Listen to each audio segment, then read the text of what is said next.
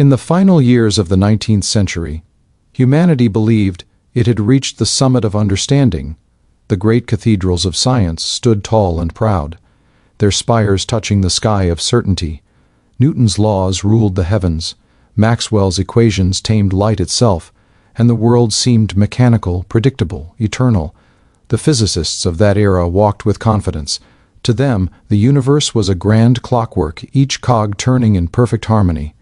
They believed that if one only knew the initial positions and velocities of every atom, then the entire future could be calculated with precision. There was a kind of divine arrogance in that certainty, a belief that the book of nature had been fully opened and read. Many thought that the great age of discovery was over, that all that remained was to refine measurements to a few more decimal points.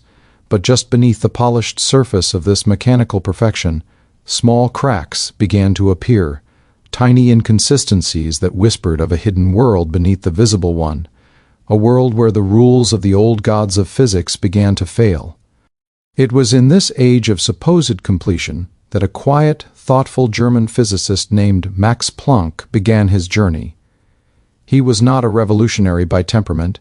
He sought harmony, order, and beauty in both science and music. His mind moved with the precision of a composer, weaving patterns of logic and melody together.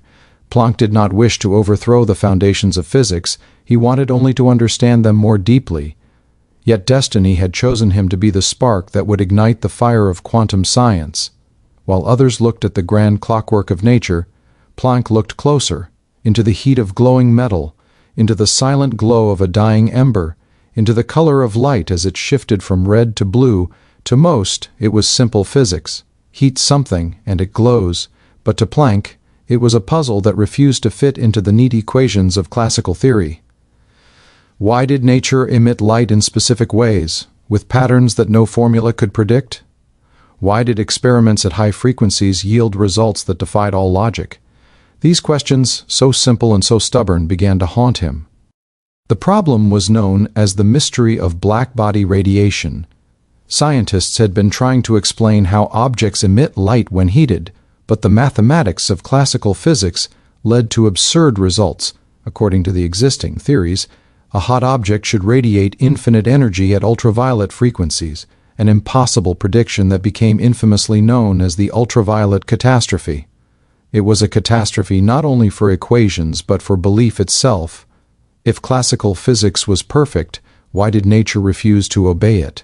In laboratories across Europe, brilliant minds like Lord Rayleigh and James Jeans struggled to fit the data, twisting equations to make sense of what they saw. But every attempt ended in contradiction. The formulas that once explained stars and machines now failed to describe the simple glow of an iron bar. The grand edifice of certainty began to tremble. For Planck, this was not merely a scientific curiosity, it was a crisis of meaning. He believed that nature must be governed by order, that the universe in its depth is rational and beautiful. Yet here was chaos, lurking within the very equations that had built that beauty. Night after night he sat in his study, pen scratching, mind circling, searching for harmony in the discord. Outside, Berlin moved with the rhythm of modernity, factories, locomotives, electric lights. But inside Planck's mind, the 19th century was dying, and something unseen was struggling to be born. He was driven not by fame, nor ambition, but by necessity, the necessity to make sense of truth. He once said, "A new scientific truth does not triumph by convincing its opponents, but because its opponents eventually die." Yet at that moment he was not trying to convince anyone. He was trying to convince himself that order still existed. As he delved deeper, Planck began to realize that classical physics had made one great assumption, that energy is continuous, that it can vary in smooth, unbroken amounts. This assumption seemed obvious, even sacred, but when Planck applied it to the problem of radiation, the results diverged wildly from reality. The mathematics refused to align. And then, one evening in late 1900, he made a desperate decision. If continuity failed, perhaps discreteness would work. What if energy could not take on any arbitrary value but only specific indivisible chunks? What if the universe itself was granular at its deepest level? It was an idea both absurd and miraculous. Planck did not believe it himself. he merely tested it, like a craftsman trying a new tool. He introduced a simple constant, h, now known as Planck's constant, to quantify these energy packets, which he called Quanta. To his astonishment, the formula fit perfectly. The experimental data aligned as if nature herself had been waiting for that number to appear. Planck had found the missing key. But he did not yet know he had opened the door to an entirely new world. In his modest report to the German Physical Society that December, Planck announced his result with no fanfare. There were no grand proclamations, no revolutionary claims. He presented his equation as a mathematical convenience, a temporary adjustment to save classical theory. Yet in that quiet moment, a revolution began.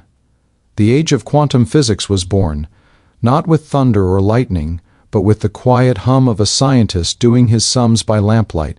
That small equation, E equal to hnu, would later be recognized as one of the most profound in all of human thought.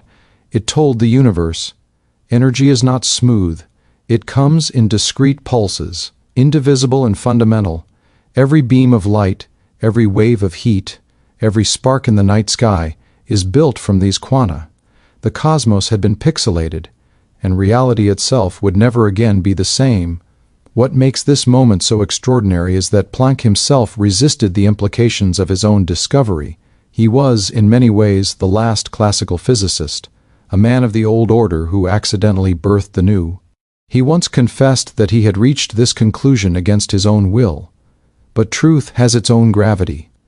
Others soon saw what Planck could not yet see.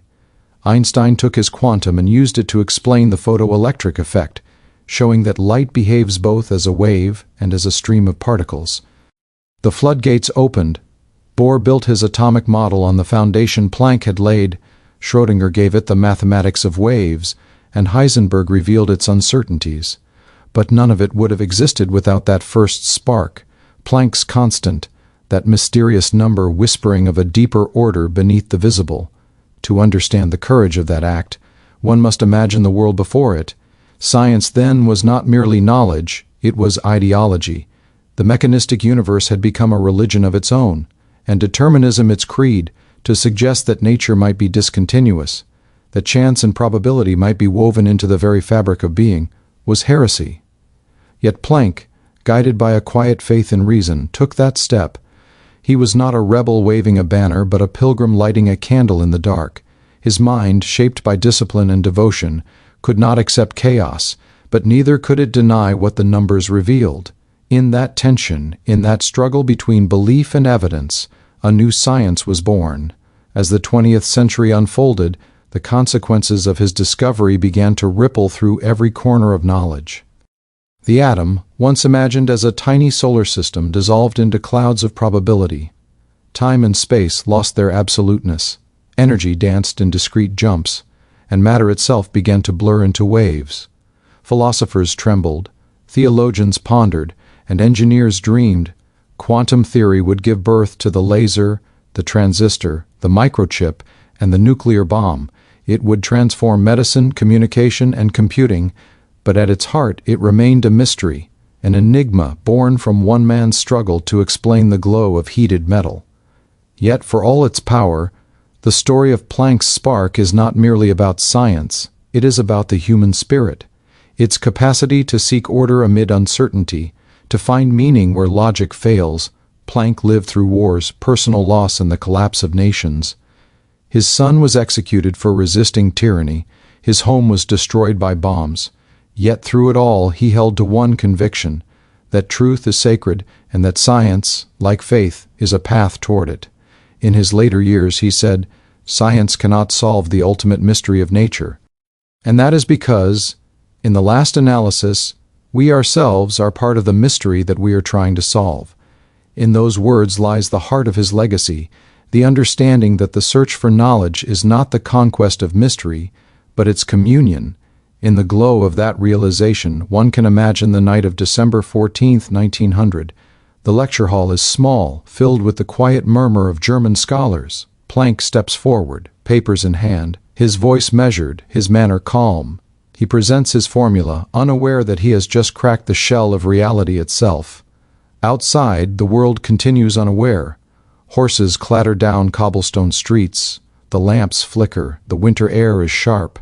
But inside that hall, a new dawn has begun to rise. The old clockwork universe is dying, and a quantum one is being born. And though Planck cannot yet see it, his spark will ignite minds across the world, transforming the way humanity perceives existence itself. Part A ends here, yet the glow continues.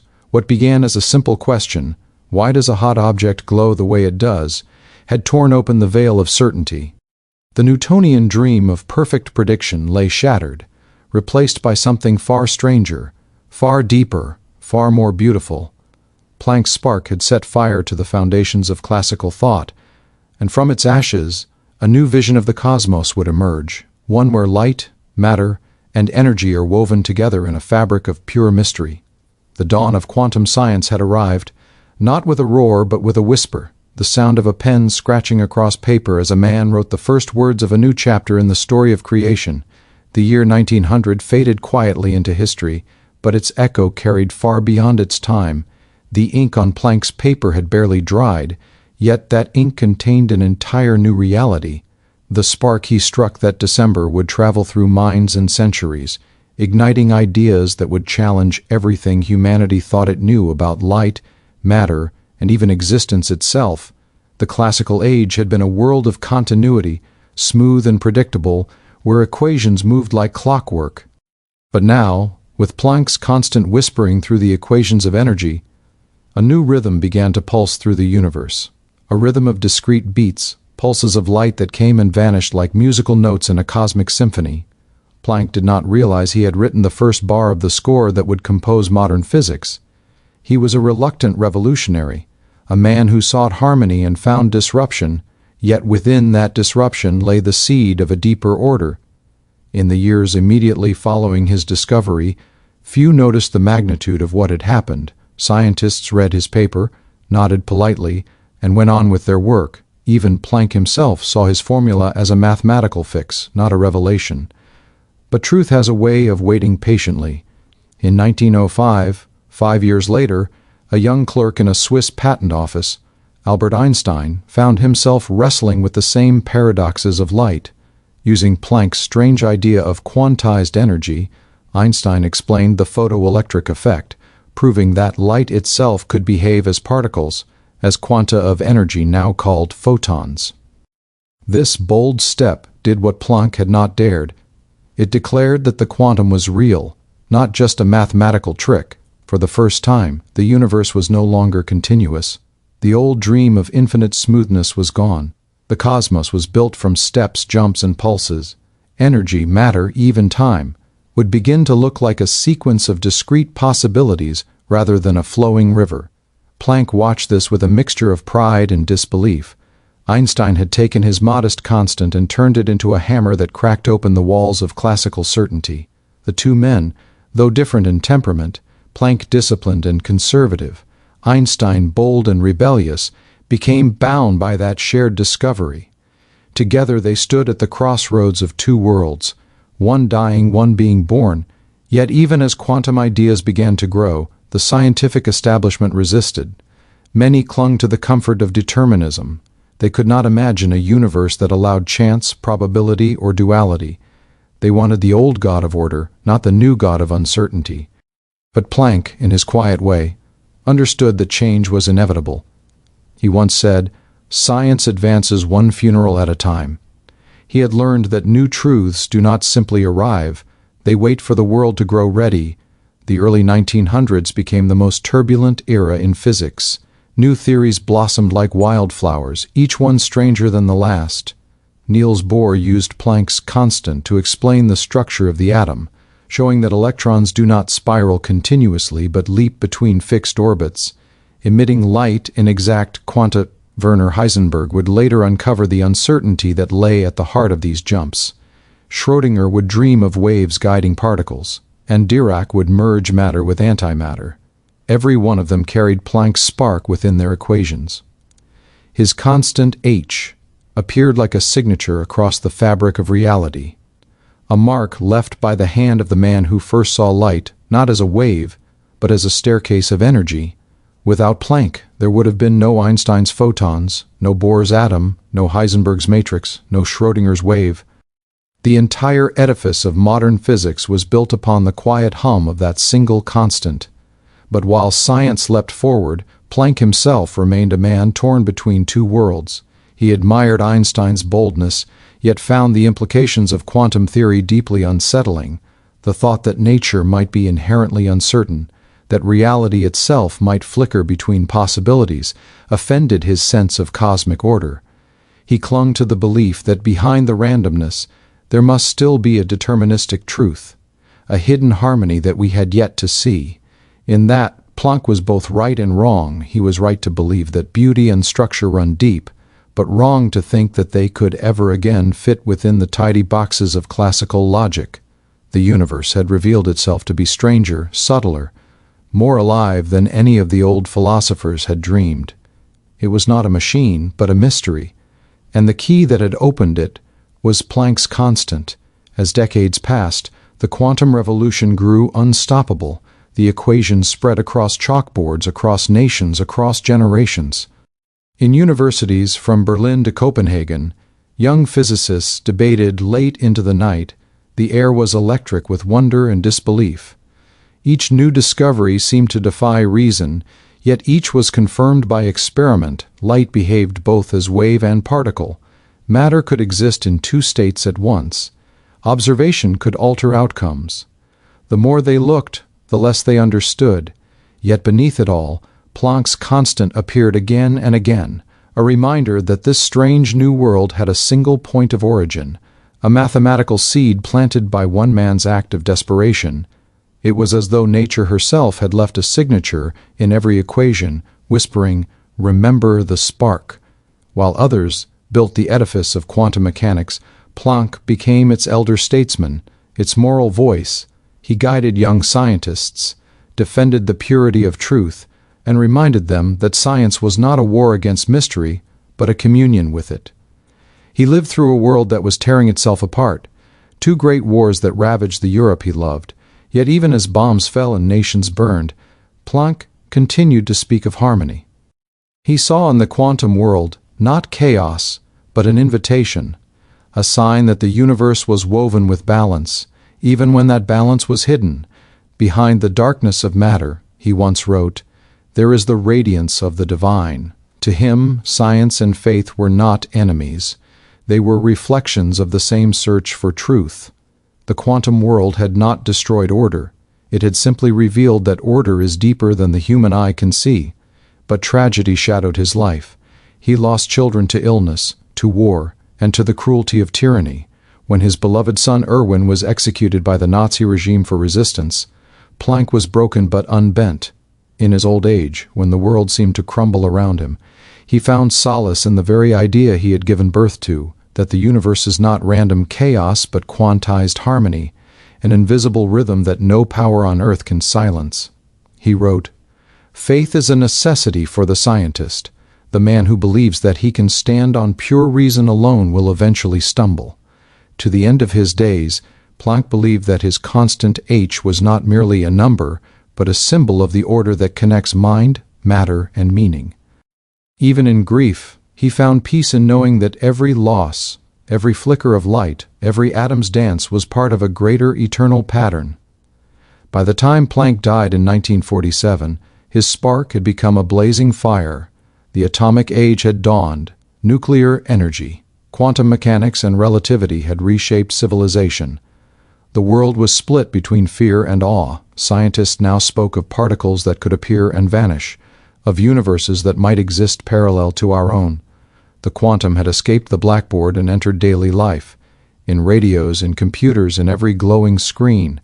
And though Planck did not live to see the rise of quantum computing, lasers, or nanotechnology, their roots all traced back to his constant. It was his bridge that connected the unseen to the seen, the theoretical to the tangible. Every photon in a fiber optic cable, every qubit in a quantum processor, dances to the rhythm of. His spark, kindled in the solitude of a Berlin study, now illuminates the world. Yet perhaps the greatest part of Planck's legacy lies not in equations, but in the example of his mind. He showed that true discovery is born not of rebellion but of humility, the willingness to admit that one does not understand, and to follow truth wherever it leads. He did not set out to destroy the old world. He simply refused to ignore the whisper of reality when it contradicted human pride. That is why his story remains timeless. The spark of quantum science was not merely a flash of insight, it was a lesson in surrender, a moment when human intellect bowed before the mystery of creation. Planck's courage was not the courage of defiance but of acceptance. He accepted what the universe revealed, even when it shattered everything he had been taught to believe.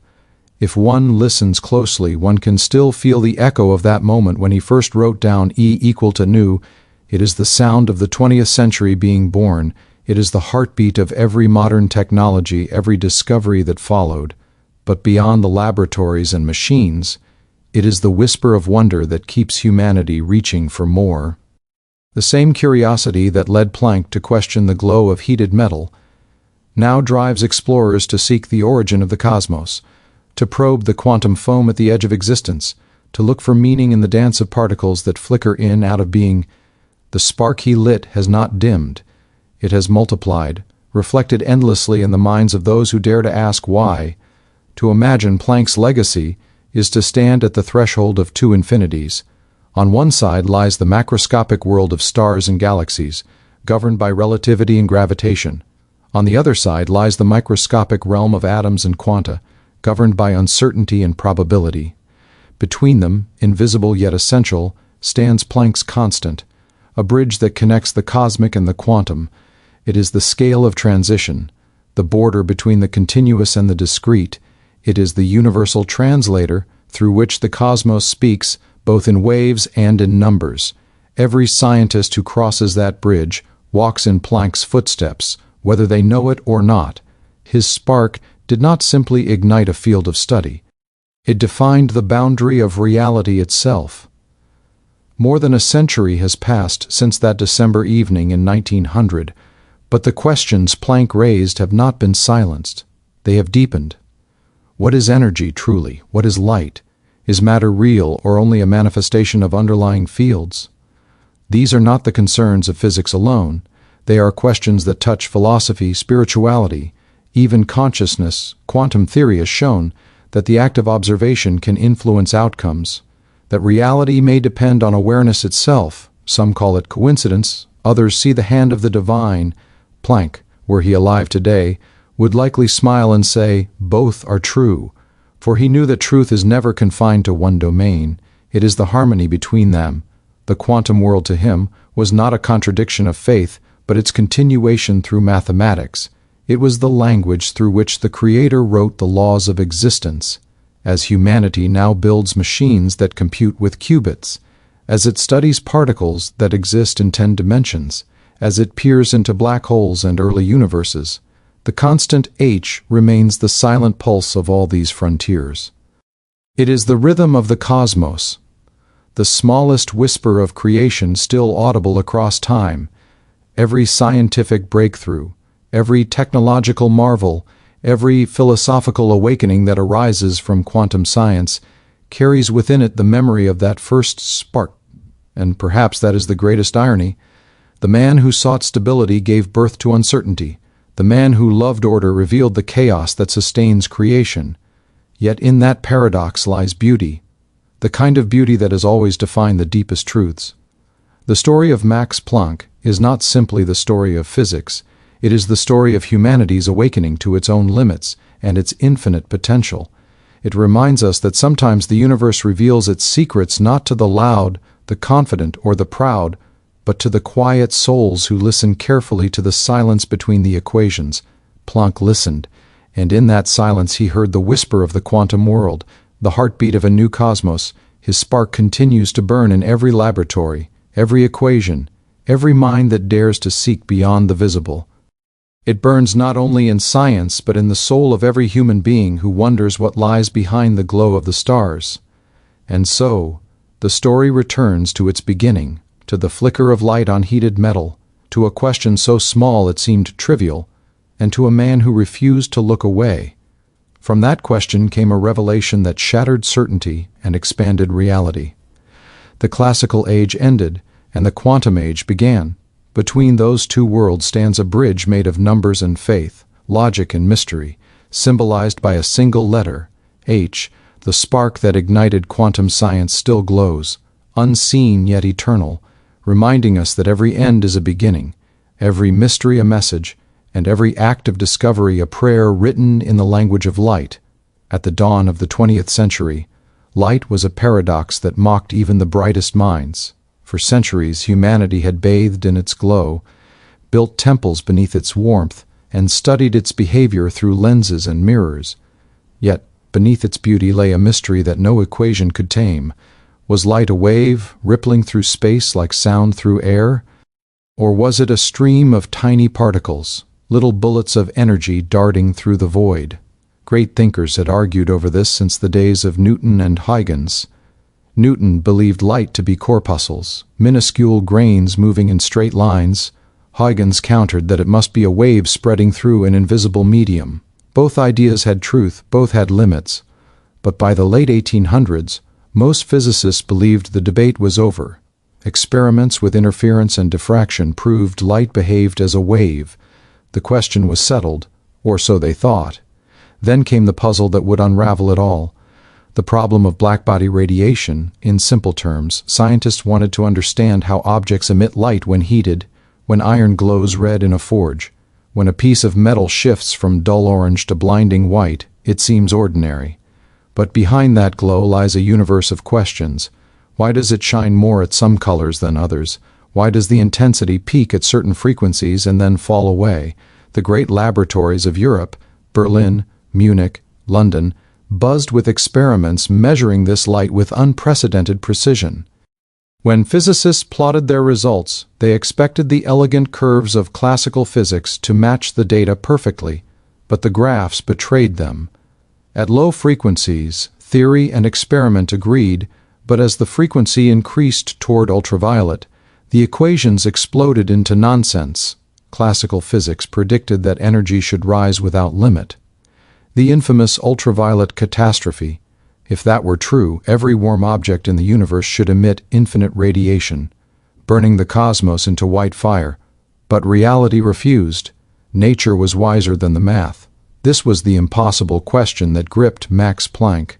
Why did light behave in such strange, defiant ways? The wave theory had triumphed in optics, yet it failed here. The equations of thermodynamics were impeccable, yet they could not describe how light carried energy. It was as if light refused to choose between being a wave or a particle, between continuity and discreteness. It flickered between worlds. Planck approached the problem not as a revolutionary, but as a craftsman polishing the edges of existing knowledge. He was a man of reason, of patience, and of deep spiritual faith in order. He believed that nature was a grand symphony, and that every note could, in time, be understood. But the radiation problem was dissonant. No matter how he tuned his equations, the melody refused to resolve. In his Berlin laboratory, Planck spent long evenings surrounded by the hum of machines and the faint glow of heated filaments. The blackbody, a simple cavity painted inside to absorb and emit all frequencies, became his window into the unknown. He watched how its light shifted as it was heated, from invisible infrared to red, orange, yellow, and finally, a blinding white-blue. He recorded the data meticulously, adjusting parameters, recalculating constants, seeking harmony between mathematics and experiment. But the numbers mocked him. Every theoretical approach, from Rayleigh's to Wien's, failed at one extreme or another. The classical assumption that energy varied continuously simply didn't fit. And yet, abandoning it was unthinkable. Energy was the lifeblood of physics. To suggest it came in jumps, not flows, was madness. Still, the data demanded something radical. There are moments in science when reason must bend to observation, when a mind must risk the impossible to find the truth. Planck had reached such a moment. The turning point came not from ambition, but from exhaustion. On October 7, 1900, Planck sat at his desk staring at a graph that defied the old laws. He had been trying to fit Wilhelm Wien's exponential formula to the data. It worked for high frequencies but failed for low ones. Lord Rayleigh's equation did the opposite. Both were beautiful, both were wrong. Planck realized that the bridge between them could not be built with old bricks. He decided to start from first principles, Boltzmann's statistical mechanics, the mathematics of entropy and probability. This was dangerous territory, for Planck had long resisted Boltzmann's ideas. The notion that nature was ruled by chance and statistics, not perfect laws, was distasteful to him, yet desperation has its own clarity. He took Boltzmann's methods and applied them to radiation, imagining the oscillators inside matter, the tiny charged particles vibrating and emitting light. He tried to calculate how they might distribute their energy among different frequencies. And then, as if guided by intuition, he made the leap. What if these oscillators could only emit or absorb energy in discrete packets proportional to their frequency? It was a heretical thought, born not of rebellion but of necessity. Planck defined the energy of each quantum as E equal to hnu, introducing a constant, h, that would forever bear his name. This was not a smooth flow of energy, but a staircase, light, heat, radiation, all quantized, all broken into tiny indivisible pieces. To Planck, it was a mere mathematical trick to make the curve fit the data. Yet, when he plotted the results, the impossible happened. The theoretical curve hugged the experimental points perfectly, from the dull red of low frequencies to the blinding violet of high ones.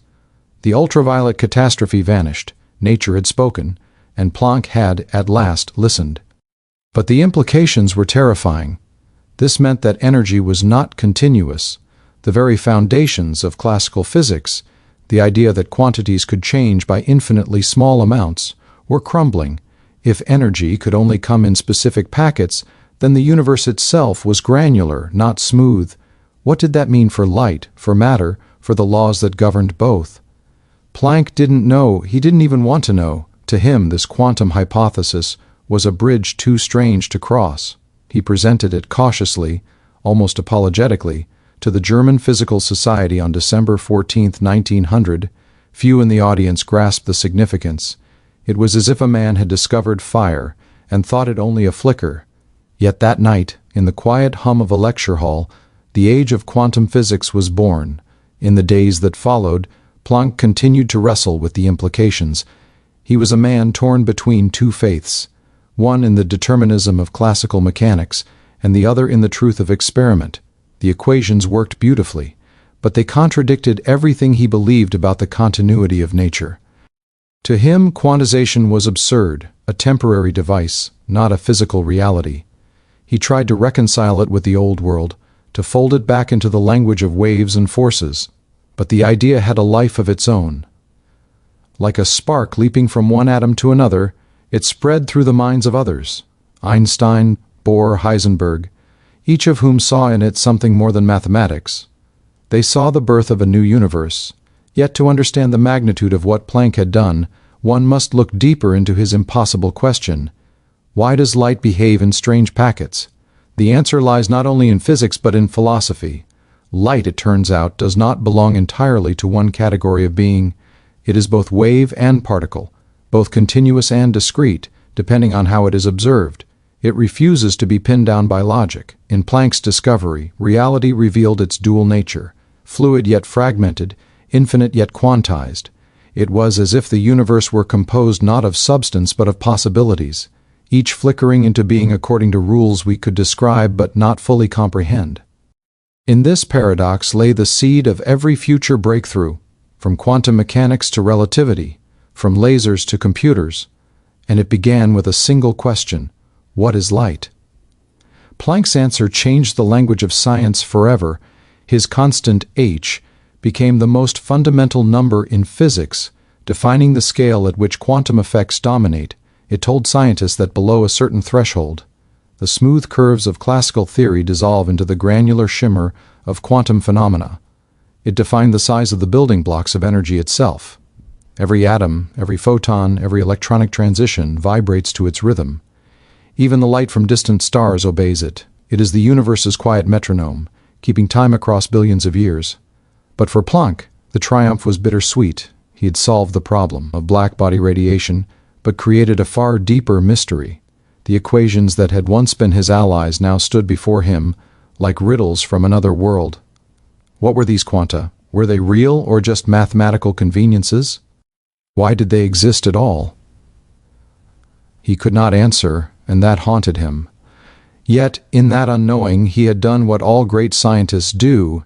He had opened a door for others to walk through. Einstein, in 1905, would take the quantum hypothesis seriously, proposing that light itself was made of quanta, later called photons.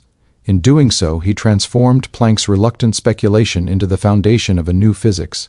The impossible question had not been answered, it had multiplied. And from those questions, modern science would be born. To imagine Planck's state of mind in those months is to see a man standing at the edge of reason. His notebooks were filled with meticulous equations, crossed out and rewritten, his handwriting slanting with fatigue. Outside, the world was changing. Automobiles appeared, electric lamps illuminated streets. But inside, he wrestled with something far more luminous, the nature of energy itself. He once confided to a friend that he felt as though he had stumbled upon something so astonishing that it will require the entire generation of physicists to comprehend it. He was right. It would take decades for the quantum world to reveal its full scope. But on that cold winter evening in Berlin, Max Planck had already lit the fuse. It is easy now to look back and see inevitability, but in 1900 nothing was certain. Planck's constant was a number so small it seemed almost irrelevant. 6.626 x 10, 34 joule-seconds, a whisper in the symphony of physics. Yet from that whisper came the roar of the 20th century, the birth of atomic theory, the harnessing of nuclear power, the dawn of digital technology, and the exploration of the cosmos. That constant became the foundation of the quantum revolution, and Planck's impossible question became humanity's endless pursuit to understand how something as intangible as light could hold the key to existence itself, and perhaps that is where the deepest truth lies. Planck's journey was not just scientific, it was spiritual. He did not see contradiction between science and faith. To him, the discovery of the quantum was not a blow against order, but proof that the universe was designed with layers of mystery. He believed that each revelation of science brought humanity closer to understanding the divine harmony that governs all things. When asked about the conflict between faith and reason, he answered, "Both are the sons of the same mother, the pursuit of truth." For Planck, the strange behavior of light was not chaos. It was the language of creation itself, speaking in frequencies and quanta, inviting the human mind to listen more deeply. The months following Planck's discovery moved quietly, almost unnoticed. Yet the world had already changed. The equation he had written down, E equal to hnu, was more than a formula. It was a statement that energy itself was quantized, that nature spoke in pulses rather than in paragraphs. But even Planck could not foresee how far this single idea would ripple. The wave theory of light, triumphant for centuries, began to tremble under the pressure of that tiny constant. In laboratories across Europe, young scientists were repeating the same radiation experiments, verifying Planck's numbers, confirming his curve. Yet few understood what they were confirming. They were measuring the first fingerprints of the quantum world, without realizing they were touching the edge of a new reality. Planck tried to keep the discovery within the bounds of classical physics. He imagined the quantization of energy as something internal to the oscillators in matter, not a property of light itself. The electromagnetic field, he thought, was still continuous, only the emitters and absorbers were discrete. He could not accept that light, the most ethereal of things, might be made of chunks. To him, the universe was a continuous harmony, and this quantization felt like a crack in the music. Yet it was precisely that crack through which a new kind of light began to shine. In 1905, Albert Einstein seized upon Planck's constant and declared what Planck could not, that light itself is composed of quanta, that it comes in individual packets of energy, each with energy new. This audacious step explained the photoelectric effect, why light can eject electrons from metal surfaces only if its frequency is above a certain threshold. It was the first direct proof that light behaves as both wave and particle. Planck's reluctant constant had become the foundation of a revolution. Planck's reaction to Einstein's paper was mixed. He admired the young man's brilliance, but resisted his interpretation. The idea that light could be particulate again seemed to undo a century of progress. Yet deep down, Planck recognized something familiar in Einstein's courage, the same willingness to let truth overturn comfort. Within a few years, the two men would become friends and correspondents, exchanging letters that shaped the language of modern physics. Still, for Planck, the quantum remained a mathematical ghost, a device to save the equations, not a new ontology. The full acceptance of its reality would belong to the next generation. That generation arrived in the 1910s and 1920s. Bohr, Heisenberg, Schrödinger, Dirac, young minds who had grown up in a world already fractured by Planck's spark. Bohr built his atomic model directly on Planck's quantization. Electrons could orbit the nucleus only in specific energy levels, jumping between them by absorbing or emitting a quantum of light. The mystery of spectral lines, those sharp-colored bands seen through a prism, suddenly made sense. Each color corresponded to a quantum jump, an exact difference between allowed energies. Planck's constant appeared again, dictating the size of those jumps. It was no longer an abstract parameter. It was the ruler of the microscopic world. What had begun as a trick to fit a curve was now writing the rules of reality.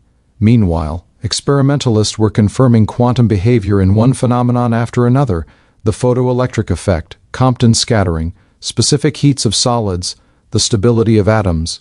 Everywhere, the same pattern emerged. Continuity failed, discreteness triumphed. The old equations of Maxwell and Newton still described the large-scale world, but beneath that smooth surface lay a granular foundation. The universe was not a marble statue, but a mosaic of quanta, and through it all, Planck's constant linked every phenomenon, whispering its tiny value across every experiment, reminding physicists that nature's smallest scale had its own voice. By the early 1920s, Planck was an elder statesman, revered yet humble, watching the quantum theory he had birthed evolve into something he could barely recognize. The young revolutionaries spoke of probability waves and uncertainty, ideas that made his orderly soul uneasy. Heisenberg's uncertainty principle declared that position and momentum could never both be known precisely, a direct assault on the deterministic dream of classical physics. Schrödinger's equation treated particles as waves that spread across space, collapsing only when observed. Dirac merged quantum mechanics with relativity, predicting antiparticles and paving the way for quantum field theory. Planck followed these developments with fascination, yet also with a kind of quiet sadness. The child he had brought into the world had grown wild, unpredictable, and immensely powerful. And yet, he never turned away from it. He knew that truth, once found, must be followed wherever it leads. To understand the magnitude of Planck's impossible question, why light behaves in packets, is to see how it redefined knowledge itself. Classical physics had been a description of what is. Quantum physics became a description of what can be. It replaced certainty with probability, determinism with possibility. In the quantum world, the act of measurement does not merely reveal reality, it helps create it. The observer and the observed are entangled, each influencing the other. This was an idea Planck would have considered mystical, yet it was born from the mathematics that began with his constant. The equation E equal to hnu was more than energy and frequency. It was a bridge between the measurable and the mysterious. In the decades that followed, Planck's constant became the heartbeat of technology. Quantum mechanics gave rise to semiconductors, which led to transistors, which led to computers and the digital age. The lasers that cut, heal, and measure depend on quantized energy levels. The GPS in every phone corrects its timing using quantum transitions in atomic clocks. Every LED, every MRI machine, every solar panel hums to the rhythm of H. The constant, once scribbled in desperation, has become one of the most accurately known numbers in all of science, measured to parts per billion. In 2019, it was chosen as one of the fixed definitions of the kilogram itself. The units of the physical world are now anchored to Planck's discovery, a poetic symmetry that even he might not have imagined. But beyond the equations and devices lies the human story, the story of a man who questioned the obvious. Planck's impossible question was not born of rebellion but of humility. He trusted the data more than his desires, the experiment more than his ego. He had the courage to say, "I do not know why, but this is what nature shows." That sentence, more than any formula, defines scientific greatness. It is the moment when intellect yields to truth, when discovery becomes an act of listening rather than assertion. Every great advance in science begins with that kind of surrender. Planck's quanta were born not in triumph, but in obedience. Obedience to the evidence that refused to conform. As the 20th century unfolded, the quantum view of light transformed how humanity perceived the universe. The stars themselves became laboratories of quantization. Spectroscopy revealed that each element has its own fingerprint of light, its own set of quantum transitions. The sun's glow, the color of nebulae, the flicker of distant galaxies, all spoke in the language Planck had discovered. Astronomers began to read those spectral lines like scripture, learning the composition, temperature, and motion of celestial bodies. Quantum theory turned starlight into a message, and Planck's constant was the cipher that made it legible. Yet even as the cosmic implications unfolded, the philosophical ones deepened. If light and energy were quantized, could space and time themselves be discrete? Could reality, at its most fundamental level, be made not of matter but of information? These questions would arise much later, in the age of quantum gravity and string theory, but their roots trace directly to Planck's impossible question. His constant defines the smallest measurable action, the boundary beyond which classical descriptions break down. It is the threshold between the knowable and the unknowable, between the continuous and the digital, between the old world and the new. Some physicists even speak of the Planck scale, the realm where space-time itself may become quantized, where the smooth fabric of the universe turns into a grainy foam of probabilities. The very units of reality bear his name: Planck length, Planck time, Planck energy, the scales at which our current theories collapse and a deeper truth waits to be found. Planck never sought such immortality. He was, above all, a man of modesty and integrity. He served as president of the Kaiser Wilhelm Society, later the Max Planck Society, guiding research through the turbulence of wars and political chaos. When totalitarianism rose in his homeland, he spoke cautiously but firmly for the freedom of science. His moral courage was as steady as his intellectual one. He once wrote, "The pursuit of truth must not be stopped by considerations of politics." Those words, like his constant, became timeless. In his later years, as quantum mechanics matured into a full theory, Planck came to accept more of its implications even if he never fully embraced its philosophical radicalism. He saw in the quantum not randomness but law, at a higher level, a law that transcended human intuition. He wrote, "Science cannot solve the ultimate mystery of nature, and that is because, in the last analysis, we ourselves are part of nature and therefore part of the mystery we are trying to solve." In those words, the scientist became a poet. He recognized that understanding is never complete, that knowledge is an endless ascent toward a horizon that retreats as we approach it. His impossible question had opened that horizon wider than ever before. By mid-century, when Planck's name had been given to institutes, constants, and units, the spark he lit had become a constellation of discoveries. Quantum electrodynamics unified light and matter. Quantum field theory described particles as excitations of underlying fields. Quantum statistics explained the behavior of solids and gases. And later, quantum information theory would turn his constant into the foundation of computing itself. In every equation of these disciplines, H appears, sometimes explicitly, sometimes hidden in the fabric of the mathematics, but always there, like the pulse of the universe. Imagine for a moment the night sky above Berlin in the early 1900s, when Planck would walk home from his lectures, coat buttoned against the chill, mind still whirring with equations. Above him, the stars burned with quantized fire, each atom in each star following the same rules he had just discovered: the energy of their light, the color of their glow, the rhythm of their radiation, all defined by the same constant scribbled in his notebook. He could not have known that a century later, satellites would orbit the Earth measuring cosmic background radiation, confirming the quantum birth of the universe itself. The Big Bang, it turns out, is a quantum event. The universe began not with a continuous flow of creation, but with discrete bursts of energy, the first quanta of existence. Planck's question about why light behaves in packets becomes, at last, a question about why the universe exists at all. The legacy of that question reaches into philosophy, theology, and art. The quantum idea dissolves the boundary between matter and energy, between particle and wave, between the observer and the observed. It invites a new humility, a recognition that certainty is an illusion. For every mystery we solve, new ones emerge. Planck's impossible question remains alive precisely because it refuses final answers. It reminds humanity that the universe is not a finished machine, but an unfolding symphony, one we can hear only note by note. Each quantum is a note, each constant a rhythm, each discovery a chord that deepens the melody of understanding. Today, when a physicist calculates a quantum transition or an engineer designs a chip, they are echoing that same act of wonder from 1900. Every photon emitted by a laser, every bit flipped in a quantum computer, is a silent tribute to Max Planck's courage to ask why.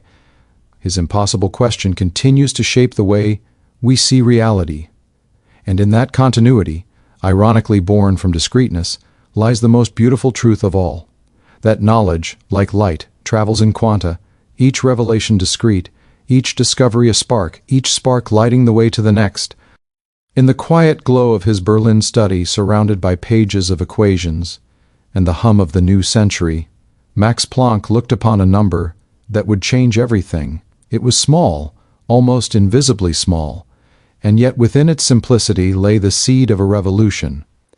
He had not sought it, he had not even believed in what it represented, yet, like a silent messenger, it had arrived, emerging from his calculations not as an invention, but as a discovery, a constant of nature, eternal and absolute.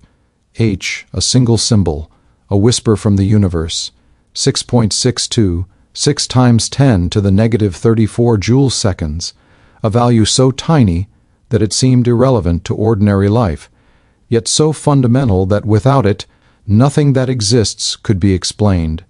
The birth of the constant H was not a moment of triumph, but of disbelief. Planck did not shout his discovery from rooftops. He merely noted it, like a man tracing the edge of a new continent, without realizing the world beneath his feet had changed shape forever.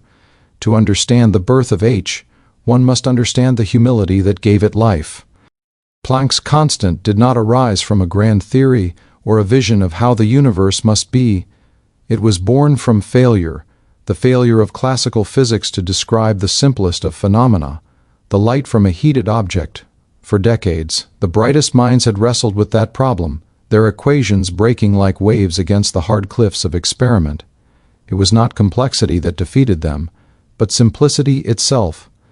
The glow of a hot piece of metal, the warmth of a star, the radiance of fire, all defied the perfect logic of the Newtonian world.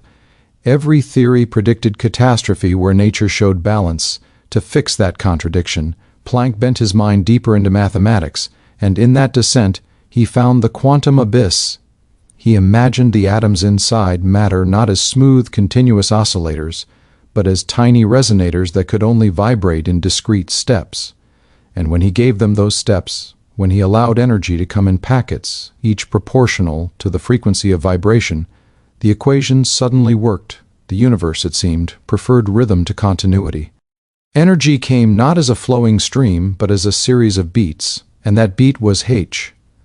At first, H was merely a tool, a factor to make the formulas fit, but numbers once born of truth refused to remain silent. The more Planck used it, the more he saw its shadow across the landscape of physics. H appeared wherever energy exchanged hands, in the light emitted from atoms, in the vibrations of molecules, in the very structure of heat and radiation.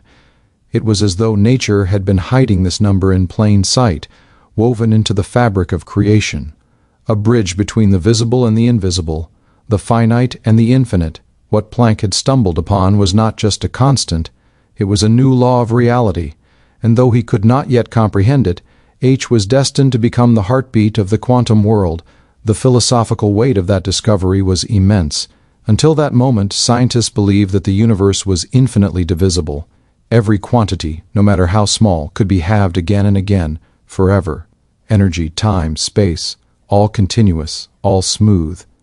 It was an idea so deeply ingrained that to question it felt like heresy. But Planck's constant shattered that illusion. It said, "There is a limit. Below this, nature does not divide. there exists a smallest possible action, a quantum of existence itself. H was not just a number, it was a boundary, the threshold between the measurable and the unmeasurable.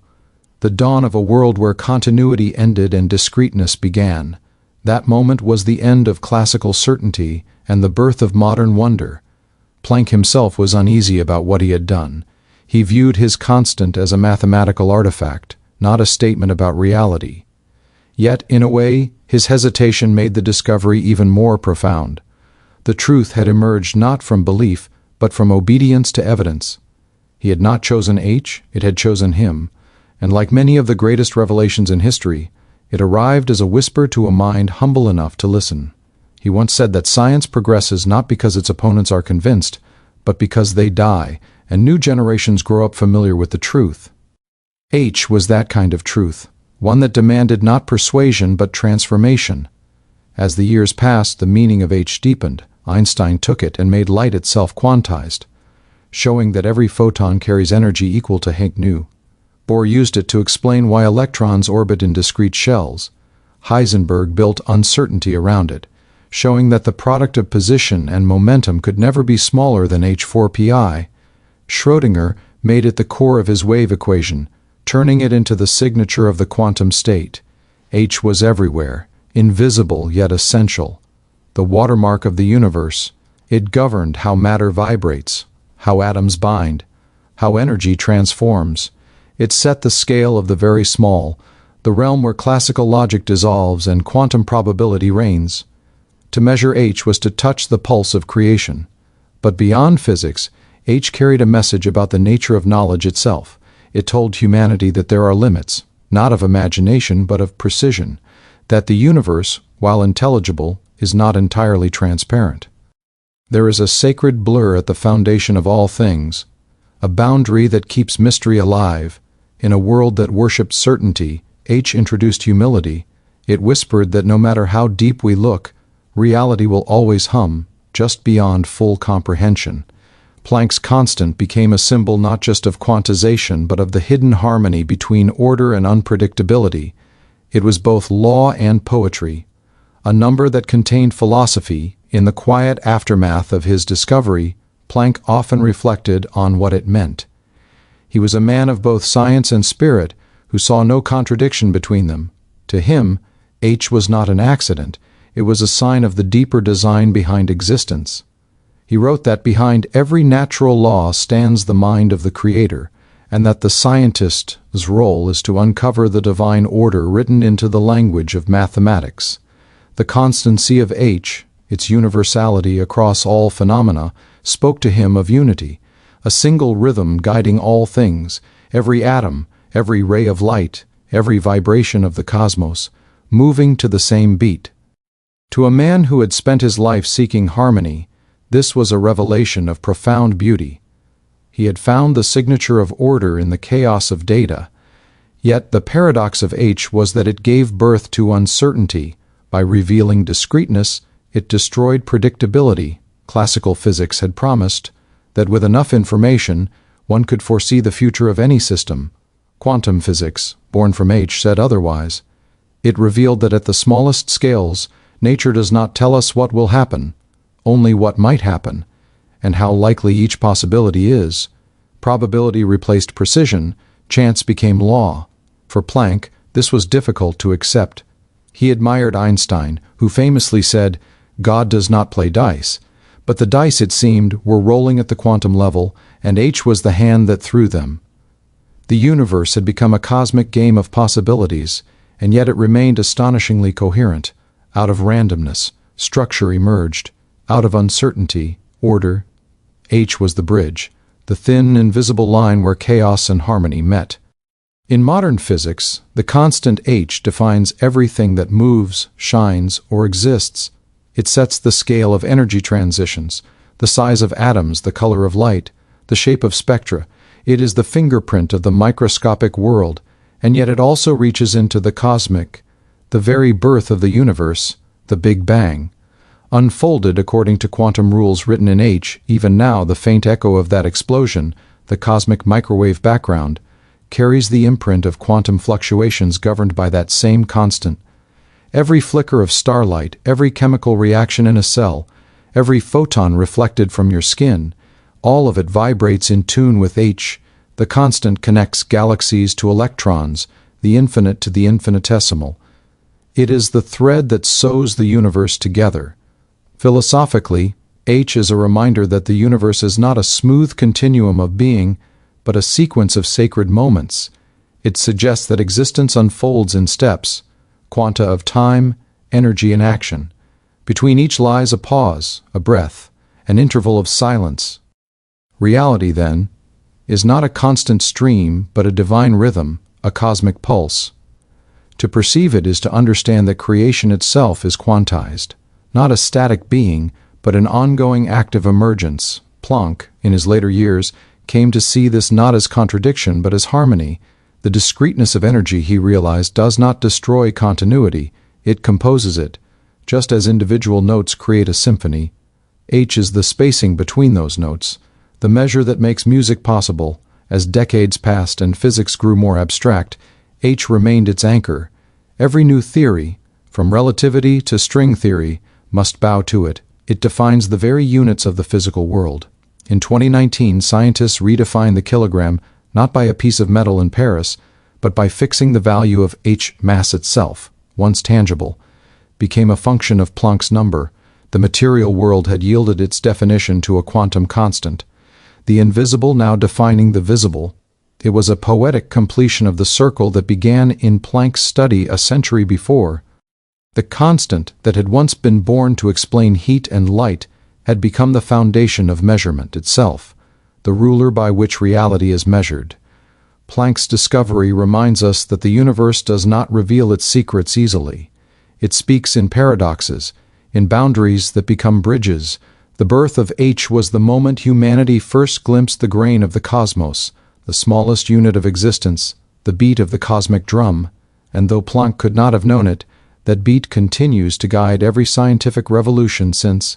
From quantum entanglement to information theory, from the uncertainty principle to black hole thermodynamics, H appears again and again.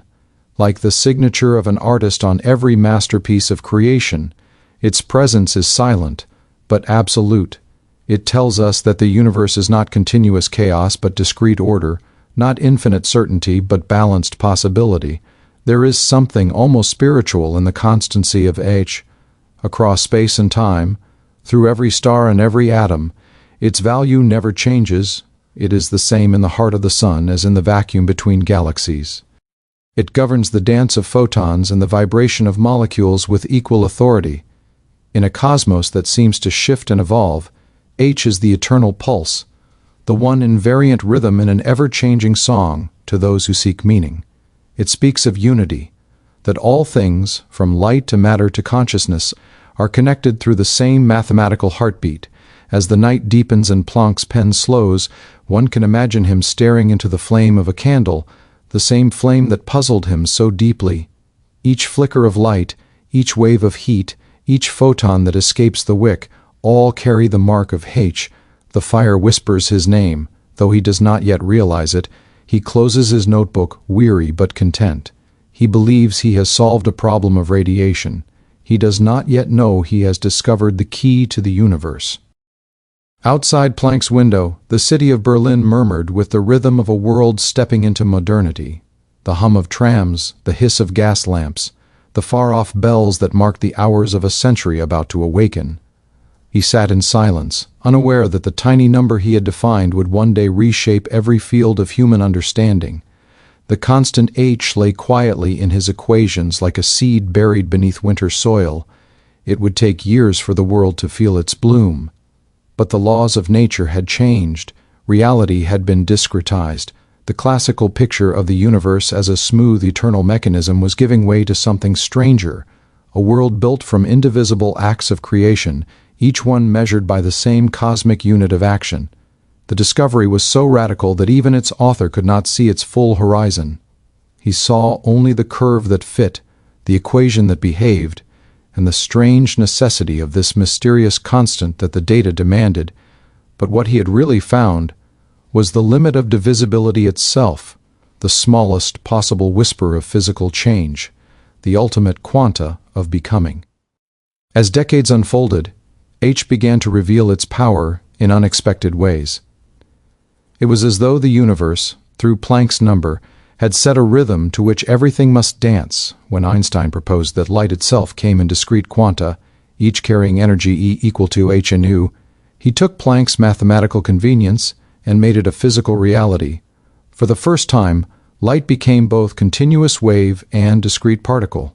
The photons that streamed from the sun, bounced off metal, or passed through glass all carried packets of energy measured by that same constant. Suddenly, Planck's humble H was not confined to blackbody furnaces. It was written into every ray of light that reached the Earth. Bohr then used it to build the structure of the atom, showing that electrons could orbit only at distances where their angular momentum was an exact multiple of h, 2pi. When electrons jumped between these orbits, they emitted light whose frequency matched the energy difference divided by h. The colors of the hydrogen spectrum, once mysterious lines on a prism, became signatures of quantized energy. Each hue, each photon, each spark of light was an echo of Planck's constant. The universe, it seemed, had been quantized into color. As the new generation of physicists grew bolder, H became the compass guiding them through a landscape of paradoxes. Werner Heisenberg discovered that the uncertainty in a particle's position, multiplied by the uncertainty in its momentum, could never be smaller than h, 4pi. Suddenly, h was not merely a scale of energy. It was the boundary between knowledge and mystery. It set a cosmic limit on how precisely reality could be known. The more clearly one tried to see where something was, the less clearly one could know how fast it was moving. Nature protected its secrets behind a veil woven from Planck's constant. And yet, this veil was not an obstruction, it was structure itself. It told humanity that uncertainty was not ignorance but the very texture of existence. In that strange reversal lay a new philosophy. The universe was not made less perfect by its uncertainties, it was made possible by them. Erwin Schrödinger found H embedded in the heart of his wave equation, the mathematical hymn that described how particles evolve through time. In his equation, H determined the wavelength of matter, linking momentum to the oscillations of probability. Louis de Broglie expanded that insight, proposing that everything, electrons, atoms, even people, has a wavelength determined by hpa. Matter itself became a form of music, its frequencies measured by Planck's number, and when Paul Dirac fused quantum mechanics with Einstein's relativity, H appeared again, this time connecting spin, charge, and antimatter. Every attempt to describe nature's depths circled back to the same constant. The more deeply scientists peered, the more they realized that H was not merely part of physics, it was the pulse of physics itself. What made H extraordinary was its dual nature. It was both infinitesimally small and universally present. On the human scale, its effects vanish. A thrown ball or a falling apple ignores it. But at the atomic scale, it rules everything. It defines the border between the classical and quantum worlds, a boundary invisible to our senses, yet absolute in its mathematics. Above that boundary, determinism reigns. Below it, probability takes the throne. The constant H is the gatekeeper, the sign that says, beyond this point, certainty ends. In that sense, Planck's discovery was not only physical but existential. It forced humanity to accept that precision has a limit, that the universe is not an infinite continuum of detail, but a tapestry woven from discrete threads. Each thread is a quantum of action, and together they form the fabric of reality. As the 20th century advanced, H left the realm of philosophy and became the foundation of technology. The transistor, heart of every computer, depends on the quantum tunneling of electrons, a process governed by H lasers, MRI scanners, atomic clocks, photovoltaic cells, all draw their power from transitions measured in quanta of energy nu. Even the digital revolution, with its bits of information, mirrors the discreteness that Planck first uncovered. The world of zeros and ones is a reflection of the universe's own quantized architecture. Without H, there would be no modern civilization, no communication satellites, No GPS, no quantum computers. Every time a laser beam scans a barcode or a phone transmits a signal, Planck's constant is silently at work. The smallest number ever measured now drives the largest network humanity has ever built. Yet the significance of H reaches far beyond its utility. It reshaped the way we think about reality itself. Before Planck, physics described the world as a grand machine, predictable, reversible, precise. After Planck, that vision gave way to one of creativity and emergence. The universe was not a static system wound up by God and left to tick. It was a living process, continually creating itself in discrete acts of energy exchange. Every quantum event was a tiny act of becoming, a moment when potential became actual. H measured those acts, the smallest steps by which reality unfolds. It turned existence into a series of pulses, a rhythm written into the heart of matter. Philosophers would later see in this a bridge between science and metaphysics, the quantization of action as the heartbeat of being. For Planck, the moral of this discovery was not chaos but coherence. He saw in H evidence of a deeper order, an order subtle enough to hide behind probability, yet constant enough to sustain the universe. To him, the regularity of natural law, embodied in the constancy of H, reflected an intelligence beyond chance. He wrote that behind the structure of the world stands a rational spirit, and that science, far from denying faith, deepens it. In his quiet Lutheran faith, Planck found harmony between the God of creation and the God of equations. The same intellect that had spoken through Scripture now whispered through the language of mathematics. H was not divine revelation, yet it was revelation nonetheless, a glimpse of the architecture of the divine. The quantum constant also redefined time itself. In classical physics, time flows smoothly, an unbroken line stretching from past to future, but with H, time began to flicker. If energy exchanges occur in discrete quanta, then the events that fill time are not continuous either. They happen in jumps, microcosmic heartbeats that define the pace of existence. Some physicists began to wonder if time itself might be quantized, divided into intervals as small as the Planck time, roughly 1043 seconds. Below that, the concept of before and after may lose meaning. Reality might shimmer in and out of being at this rhythm, too fast for us to perceive. If so, then H does not merely measure energy, it measures creation itself, the smallest unit of the universe's unfolding story. Einstein once remarked that Planck's discovery was the most revolutionary act of thought of the 20th century. Coming from a man who redefined space and time, that praise meant everything. To Einstein, H represented the first crack in classical determinism, the first sign that reality was deeper than equations of motion. Yet even he struggled with its implications. Quantum mechanics, built upon H, implied that nature at its core was statistical, not absolute. It could predict only probabilities, not certainties. For Einstein, this was intolerable. For Planck, it was mysterious but acceptable. He had lived long enough to see certainty humbled before mystery, and he understood that the pursuit of knowledge does not eliminate wonder, it restores it.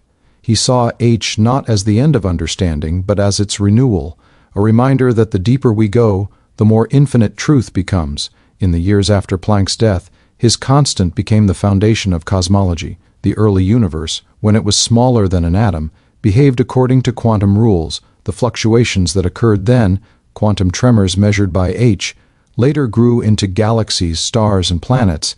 Every structure in the night sky is a magnified echo of those initial quantum events. When telescopes look into deep space, they are looking back in time, reading the ripples that H wrote into the fabric of the cosmos. Even black holes, those paradoxes of gravity, obey the constant. Stephen Hawking's theory of black hole radiation depends on H, showing that even at the edge of space-time, quantum laws endure. The same number that governs the glow of a hot wire also governs the evaporation of the most massive objects in the universe. Planck's constant connects candlelight to starlight, atoms to galaxies, beginnings to endings. Modern physicists often speak of the Planck scale, the realm where the very fabric of space and time may become quantized. The Planck length, about 1035 meters, marks the smallest possible distance. The Planck time, the shortest possible moment. At those scales, gravity and quantum mechanics must merge, and a new theory, perhaps quantum gravity or string theory, must arise. But whatever form that future theory takes, it will bear H at its core. Planck's constant has become the grammar of reality. Every equation that dares to describe the fundamental world must speak its language. When historians of science tell the story of Max Planck, they often focus on the numbers, the discoveries, the Nobel Prize he received in 1918. But the deeper story lies in the quiet courage of his intellect, the willingness to accept a truth he did not fully believe, to follow mathematics where it led even when it led beyond reason. In that humility lies the essence of scientific greatness.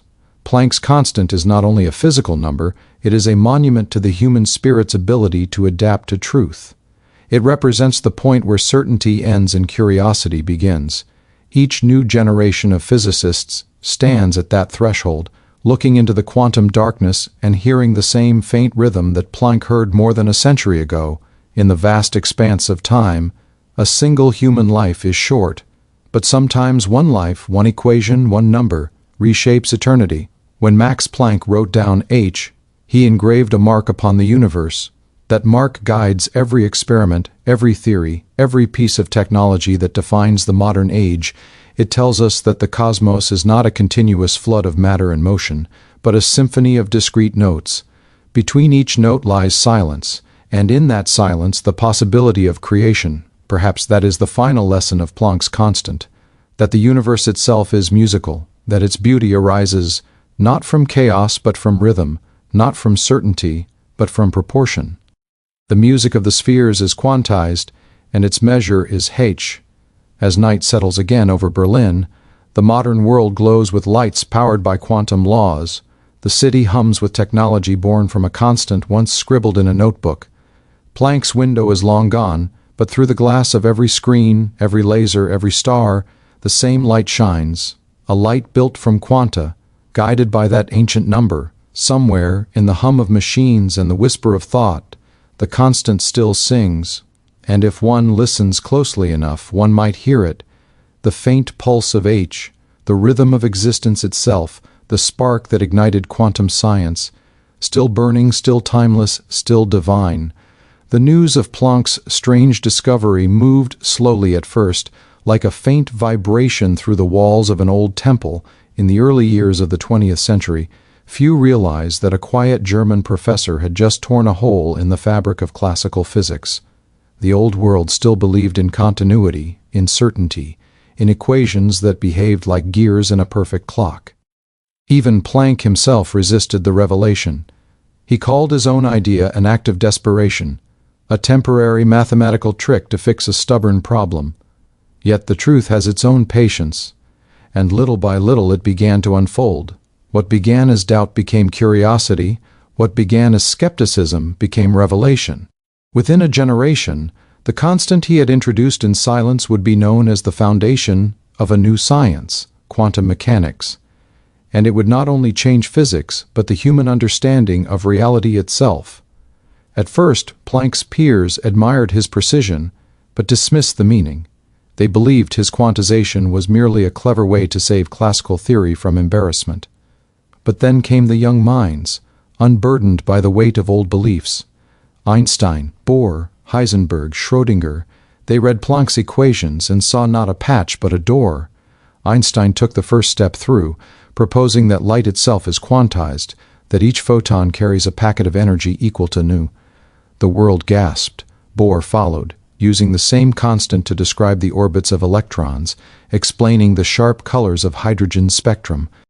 Each revelation was like a bell ringing louder, shaking the walls of the classical cathedral. Planck watched with wonder and disbelief as his reluctant assumption became the key to everything. The transformation was not easy. The older physicists clung to determinism, to the comforting dream that the universe could be predicted with absolute precision, but the quantum refused obedience. It behaved with a kind of divine mischief, blurring boundaries between wave and particle, between cause and effect, between what is and what might be. Slowly, even the most rational minds had to surrender to the evidence. The universe, it seemed, was not a perfect machine but a dance of probabilities. This revelation did not destroy science, it renewed it. It replaced arrogance with awe. It turned the physicist from a mechanic into a philosopher, from a calculator into a seeker. For Planck, this shift was deeply personal. He had not intended to ignite a revolution. He had sought order, not upheaval. Yet he came to accept that discovery often comes wrapped in paradox. In the glow of later years, he realized that his constant imagent had become the bridge between the measurable and the mystical. It defined not only how energy moves, but how knowledge itself unfolds. In steps, in quanta, in revelations, science would never again claim to possess the whole truth, only fragments of it, flashes of understanding separated by mystery. That humility became the new wisdom. By the time Planck received the Nobel Prize in 1918, the world had begun to grasp the magnitude of what he had unleashed. The quantum theory was expanding, reshaping chemistry, electronics, cosmology. Within a few decades, it would give rise to the transistor, the laser, and the atomic clock. The technology of the modern age was born from the very constant that began as an afterthought. But beyond inventions, Planck's legacy was philosophical. He had taught humanity that certainty is not the same as truth, that even the smallest number can reveal the infinite. The skeptic had become a prophet, and his quiet equation had become scripture for a new scientific era. In the end, the revelation of Planck's discovery was not just that matter and light are quantized, but that reality itself is layered with mystery. Each discovery is a doorway, not a destination. Every time we think we have reached the end, Einstein reminds us there is a smaller scale still waiting to be seen. From skepticism to revelation, the journey of quantum theory mirrors the human search for meaning, a movement from control to wonder, from knowing to listening. The universe no longer seemed like a clock to be mastered, but a symphony to be heard, and the note that began that music was Planck's constant, still resonating, still echoing across the cosmos. The softest sound that changed the loudest truth, the spark that Max Planck had struck, did not fade into the quiet of his study. It spread like light through crystal, branching into every direction of thought. Once the constant unchant entered the vocabulary of science, it became a seed that germinated in other minds, giving rise to a chain reaction that no one could stop. The young physicists who followed him did not see a mathematical convenience. They saw an open door. Each one stepped through it, and in doing so, carried Planck's discovery into realms he had never imagined. What began as a correction to a thermal curve became the foundation of the atomic age. From the hands of one man, a torch had passed to a generation that would use its flame to illuminate the deepest mysteries of existence. Albert Einstein was the first to take that torch and run with it.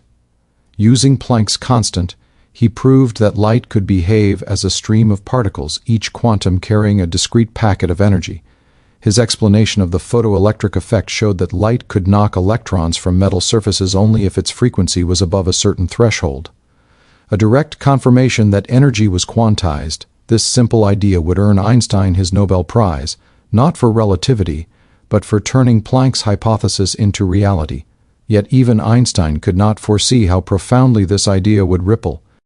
Niels Bohr then used the same constant to describe the atom itself, showing that electrons orbit the nucleus not continuously, but in quantized shells, jumping between them by absorbing or emitting photons whose energies are exact multiples of a nu.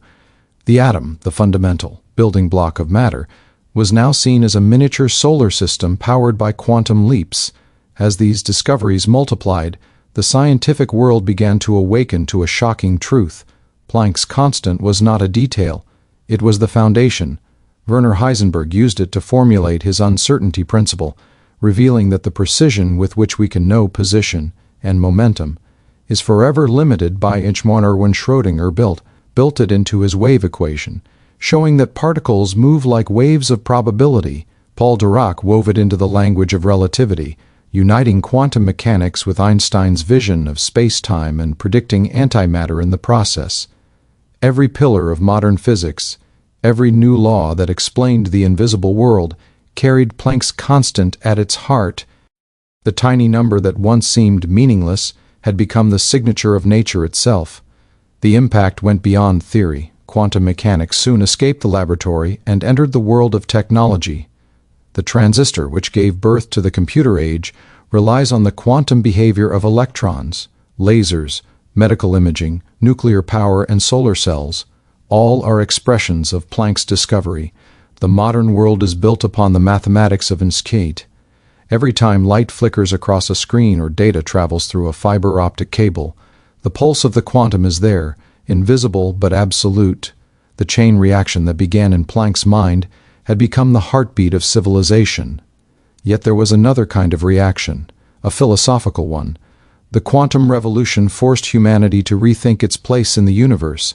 The deterministic machine of Newton gave way to a world ruled by probability and uncertainty. The observer could no longer remain separate. Observation itself affected reality. This was not merely a scientific change, but a metaphysical one. It suggested that consciousness, matter, and energy are interwoven, that the universe is participatory. Planck's spark had illuminated not just the laws of physics, but the mystery of existence. It showed that reality is not fixed and dead, but alive, dynamic, creative. It is not a static sculpture, but a living symphony, each note born in a quantum act. The chain reaction of ideas that began with Planck continues even now. Quantum mechanics evolved into quantum field theory, explaining how particles emerge from invisible fields. It led to quantum computing, quantum cryptography, and the search for a unified theory that could connect gravity and the quantum realm. Every step forward still depends on unhn, still echoes the same principle Planck wrote down in 1900. The constants may seem cold, but they are the poetry of the cosmos, and Planck's constant is its first verse. The man who sought only to solve a problem of radiation became the architect of the modern universe. From his spark came a fire that burns in every discovery, every equation, every flash of light that travels across the night. The chain reaction is not over, it is eternal, a cascade of illumination that began with a single, quiet thought in the mind of Max Planck. Max Planck was not merely a man of numbers and experiments, he was a man of depth, a thinker who sought harmony in everything, between faith and reason, between science and spirit, between order and chaos. Behind his measured tone and quiet discipline burned a belief that truth was not random but sacred. To him, the universe was not a meaningless collection of particles, but a masterpiece designed with purpose. This belief shaped how he saw his own discovery. When the world called him the father of quantum physics, he bowed his head in humility. He knew he had not invented the laws of nature. He had uncovered what was already written there, waiting for a mind patient enough to listen. The constant enchant was not a creation of man, it was a revelation of the divine architecture that holds the cosmos together. And in that revelation Planck saw a reflection of the mind of God. In an age when science was beginning to separate itself from faith, Planck stood as a bridge between them. He believed that both the scientist and the believer are seekers of the same truth, only through different languages. Where religion used symbols and faith, science used numbers and experiment, yet both reached for the same mystery, the order that underlies existence. He once said that religion and science do not exclude each other, they complement one another. For him, the constancy of an ancient, its universality across all phenomena, was proof that creation is governed by reason, not chaos. Even in the quantum world, where uncertainty seemed to reign, he saw not disorder, but a higher law, one that human logic could barely grasp. To Planck, God was not an old man in the clouds, but the very harmony of law and beauty that the scientist discovers in nature. Each constant, each equation, each symmetry was, in his eyes, a window into the divine. This faith was not naive, it was forged in pain. Planck lived through 2 world wars. He saw his country rise and fall, his city burned, his home destroyed, his children taken by death and by tyranny. When his son Erwin was executed for resisting the Nazi regime, Planck's heart broke, yet his belief did not. He wrote that even in the darkest times, truth remains, because truth is eternal. He stood before the ruins of civilization and still trusted that the laws of the universe were good. To him, science was not an escape from suffering, but a way to find meaning within it, a reminder that the same laws that govern the stars also govern the soul. The constancy of H became, in his mind, a symbol of endurance. Empires crumble, lives fade, but the truth of the cosmos remains untouched. The universe still vibrates with the same quantum rhythm that began in creation. Planck's view of faith and science was not about boundaries but about unity. He believed that at the deepest level the physical and the spiritual are two aspects of one reality. The order that scientists measure in equations is the same order that mystics feel in awe. The beauty of a law of physics is, to him, the beauty of God's thought. When he looked at the constancy of Einstein, he did not see cold mathematics. He saw perfection. A value that never changes, that governs everything from the smallest atom to the largest star, that speaks the same truth in every corner of the universe. What could be more divine? His scientific discoveries only deepened his reverence. He did not find faith in opposition to knowledge, but within it. The more he understood nature, the more he saw purpose. He said, "Where there is matter, there is mind," believing that consciousness itself is part of the fabric of creation. In his lectures and writings, Planck urged young scientists to seek truth not for fame or reward, but for the joy of discovery. He reminded them that the pursuit of science is a moral act, that every experiment is an act of faith, faith that the universe is intelligible, that reason can uncover hidden order. He warned that without humility, knowledge becomes arrogance, and without wonder, discovery becomes hollow. To him, the greatest scientists were those who combined intellect with reverence, precision with awe. He saw no conflict between a laboratory and a temple. Both were sanctuaries of truth. The quantum laws he discovered were, in his eyes, another verse in the eternal song of creation. As his life drew to a close, Planck saw the world entering the atomic age, an age powered by the very principles he had revealed. He knew that with such knowledge came responsibility. The same quantum understanding that could heal could also destroy. He warned that science without morality is dangerous, that progress without conscience leads to ruin. His faith gave him perspective. Knowledge is not an end but a means, a tool for service, not for domination. True wisdom, he believed, lies in harmony, between power and humility, between mind and soul, between creation and creator. Max Planck died in 1947, but his presence never left the world he helped define. Every quantum experiment, every photon of light, every vibration of an atom carries his legacy. And beyond the science, his spirit endures, the belief that truth is sacred, that knowledge and faith are one, that the smallest constant can reveal the infinite. His life was proof that a scientist can be both rational and reverent, that one can study the laws of nature and still hear the music of heaven within them. The spiritual scientist, as history remembers him, stands not only as the father of quantum theory, but as a witness to the unity of all things, the seen and the unseen, the measurable and the mysterious, the human mind and the mind of God. The story of Max Planck does not end with his death, because his discovery was not a single event. It was the beginning of a flame that still burns in every corner of modern science. What he revealed in the dim light of his Berlin study became the foundation of an entire age, a transformation so profound that it continues to shape how humanity thinks, creates, and dreams. The constant, that tiny quantum of action became the thread that connects all knowledge. From the deepest interior of an atom to the distant edge of the cosmos, it is there, silent, invisible, absolute. Planck's legacy is not just a number written in physics textbooks, it is the rhythm of the modern world. It pulses through every technology, every calculation, every discovery that touches the quantum realm. His spark did not fade. It became the light that guides humanity's understanding of nature itself. When Planck introduced his constant, the universe of science was mechanical. It saw nature as predictable, solid, and continuous.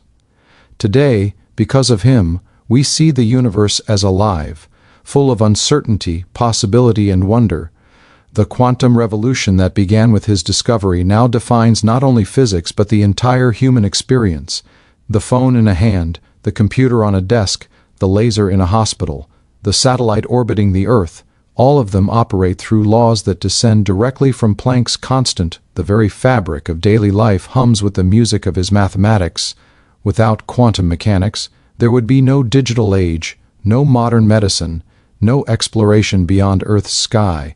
Planck's constant is the invisible architecture of progress, but his legacy runs deeper than technology. It changed how humanity understands truth. Before Planck, truth was thought to be fixed. The universe ran like a perfect machine, its laws knowable, its outcomes determined. After Planck, truth became layered. It became clear that the act of observation could change what is observed, that reality is not a single path but a web of probabilities. This new way of seeing did not diminish science, it expanded it. It taught that knowledge is dynamic, that discovery is not the end of mystery, but its continuation. Planck's work opened the door to humility and knowledge, a recognition that the universe is more complex and more beautiful than human certainty can capture.